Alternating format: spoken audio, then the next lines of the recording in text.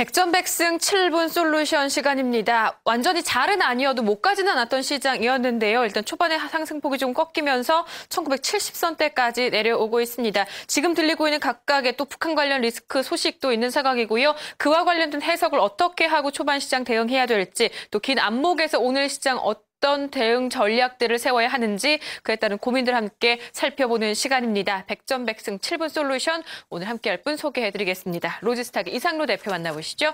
대표님 안녕하세요. 예, 반갑습니다. 네, 반갑습니다. 일단은 진돗개 발령이 해제됐다라는 소식까지는 나오고는 있는 것 같은데 관련 얘기를 조금 해봐야 될 것 같아요. 시장이 살짝 움직이거든요.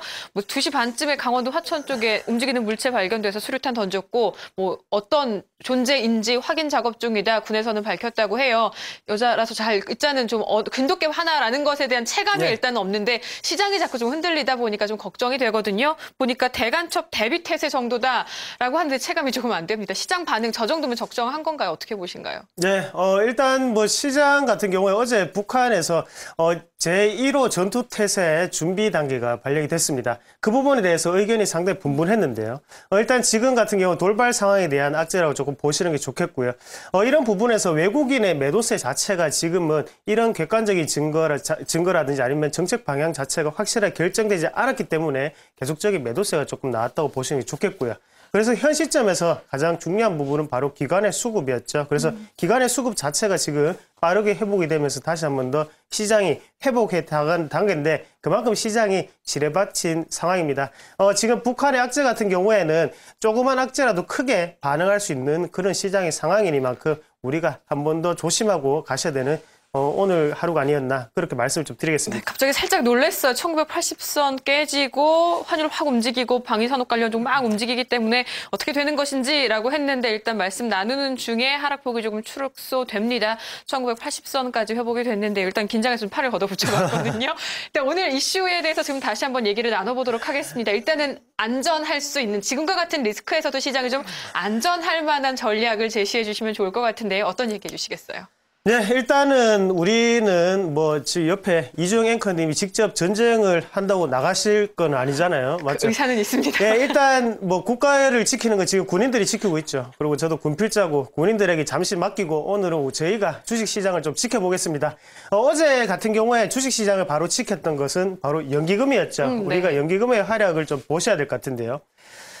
나라를 지키는 건 군인이었다. 하지만 즉시를 지키는 건 바로 연기금이었습니다. 연기금의 매수적인 부분을 한번 같이 보신다면 일단 제가 색깔을 조금 다르게 칠해봤는데 3월 달이 되고 난 다음에 초반에 같은 경우 2,000포인트 이상에서는 외국인의 매수세가 강하게 들어왔던 모습을 보실 수가 있겠고요. 그리고 그 다음부터는 연기금이 하락할 때마다 연기금의 소폭적이나마 계속적인 매수세를 조금 보이는 모습을 보실 수가 있을 겁니다.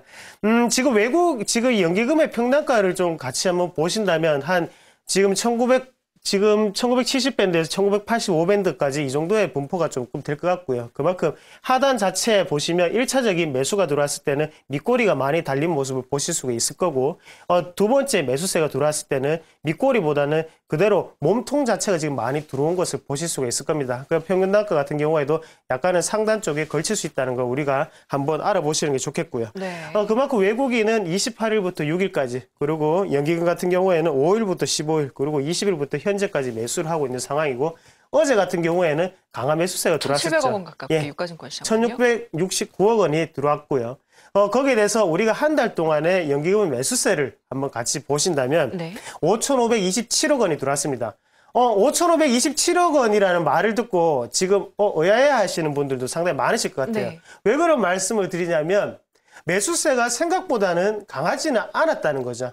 매수세가 생각보다 강하지는 않았고 밑에 거래량에 힌트가 있습니다. 그만큼 거래량이 상당히 많이 줄었습니다. 주는데도 매수세가 강하지 않았다는 의미는 바로 외국인 그만큼 주포 자체가 크게 동요되지는 않았고요. 대신에 매도 물량 자체를 그냥 기관이 받는 정도의 그런 움직임이 나타났기 때문에 연기금이 쉽게 올릴 수 있는 시장의 분위기가 아니었나 그렇게 좀 말씀을 드리고 싶고 하루 평균 400억 원 정도였으니까요. 네, 맞습니다. 다음 화면으로 같이 또 넘어가셔서 좀 보셔야 될 것 같은데요. 종목들이 보이네요. 네, 연기금의 2주 동안의 매수치를 조금 제가 적어봤습니다. 그래서 3월 6일부터 아까 전에 매수를 했다고 말씀을 드렸었고요.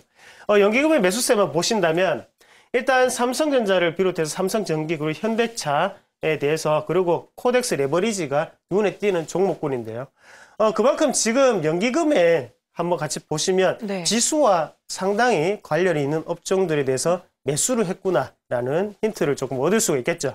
그만큼 외국인이 지수를 끌어올릴 때 썼던 그런 수출주 위주의 어느 정도 종목군을 매수를 했다면 거기에 대해서 매도 물량 자체를 지금은 연기금이 받고 있는 형국이고요. 어제 외국인 같은 경우에도 대형주에 대해서는 매도를 보였습니다. 하지만 그 부분 자체를 지금은 연기금이 받아주고 있다는 것. 그러면 여기에서 과연 경기 부양 관련주를 누가 올렸을까요? 그러면 연기금은 아니라는 거죠. 그죠. 경기 부양 관련주를 올렸는 것은 바로 투신권의 움직임 그리고 금융투자업종의 움직임이라고 보시는 게 좋겠고요. 그만큼 저가 매수세가 들어갔다는 것 자체는 지금 연기금의 방향과는 조금 다른 부분이라는 걸 나타낸다고 조금 보시는 게 좋겠습니다. 그러면 연기금이 나타내는 분위기는 어떤 분위기를 나타내는 거냐? 그러면 바로 한국 증시의 정책적인 방향성이었죠. 그만큼 근해노믹스라고 하죠. 근해노믹스라든지 아니면 한국은행에서 추진하고 있는 모습 자체가 수출을 어느 정도 더욱더 극대화를 시키는 그렇죠. 방안 그리고 내수 확대를 하는 방안을 어느 정도 정책적인 방향을 내세우고 있습니다. 아직까지 발표는 안 됐지만 그런 기존의 정책적인 방향 자체를 연기금이 말을 해준다고 조금 보시는 게 좋겠고요. 그런 관점에서 본다면 다음 화면을 넘어가서 또 같이 보시면 좀 좋을 것 같은데요. 네. 일단 하단에 내려올 때부터 지금 추세선 자체는 계속적으로 이어져 오고 있는 상황이고요. 그리고 코스피가 흔들릴 때마다 단기적인 급락에서는 바로 연기금의 매수세가 들어왔었습니다. 긴 흐름을 보신다면 상당히 짧은 그런 단기적인 낙폭이라고 보실 수가 있겠는데 이때 떨어질 때는 상당히 힘들죠. 우리가 힘들어하는 경우고 제가 말씀을 드렸던 것처럼 연기금 같은 경우에 단기간의 하락을 오히려 지수에 대한 매수 타이밍으로 좀 잡는 그런 행위를 반복했다고 보시는 게 좋겠고요. 제가 전에 전 시간에 말씀을 드렸듯이 1980포인트가 저점이라고 말씀을 드렸던데 네. 어김없이 빗나갔습니다.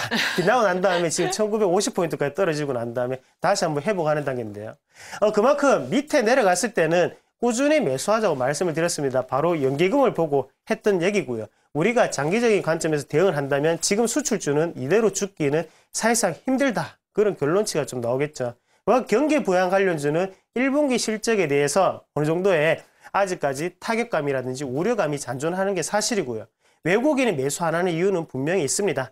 그런 관점에서 본다면 수출주 같은 경우에는 우리나라의 근본적인 기관이 되겠죠. 그런 분야에 대해서는 정책적인 방향이 나오지 않더라도 그리고 앞으로 나올 거라도 분명히 수출주에 한해서는 더욱더 좋은 호재거리가 나올 수 있으리라는 확신이 있는 그런 분위기가 아닌가 그렇게 좀 정리를 해드리고 싶네요. 일단 지수는 다시 1980선까지 올라서고요. 오늘 상황에서는 일단은 앞서 전체적인 얘기를 해주셨는데 잠깐 비뚤어진 마음에서 질문을 조금 드리겠습니다. 네. 연기금 대표적으로 국민연금 얘기를 빼놓을 수가 없고요.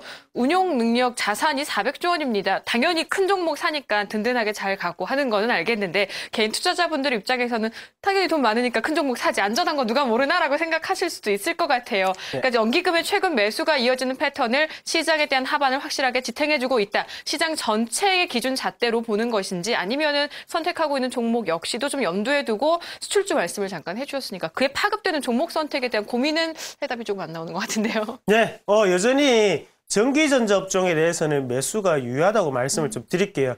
그만큼 지금은 운수장 업종 같은 경우에 환율에 대한 대변동성이 조금 나타날 수가 있겠죠. 그리고 경기부양 관련주 같은 경우에는 중국에 대한 소비라든지 아니면 중국 모멘텀 자체가 살아나야 됩니다. 하지만 미국 경기만 보시면 상당히 지금 큰 폭의 상승세를 조금 랠리를 펼치는 걸 보실 수가 있겠고요. 네. 그런 관점에서 본다면 가장 경기 민감 업종으로 미국과 관련이 있는 전기전자 업종을 한 번 더 보셔야 되고 다음 화면 넘어가서 참고 자료인데요. 다우존스 지수를 한번 같이 보도록 하겠습니다. 부럽네요. 일단은 추세대 자체를 제가 선을 3개 그어놨는데요. 이거를 일종의 추세대라고 보시면 맥점이라고 볼게요. 그러면 제가 동그라미 위에 쳐놨는 거는 바로 과매수라고 조금 보시는 게 좋겠고요. 밑에 동그라미는 바로 과매도 구간이라고 보시는 게 좋을 것 같습니다. 하지만 지금 박수권 안에서 꾸준히 올라가는 모습이거든요. 이럴 경우에 지금 과매수 자체가 안 나왔기 때문에 아직까지 과열권은 아니라는 거죠.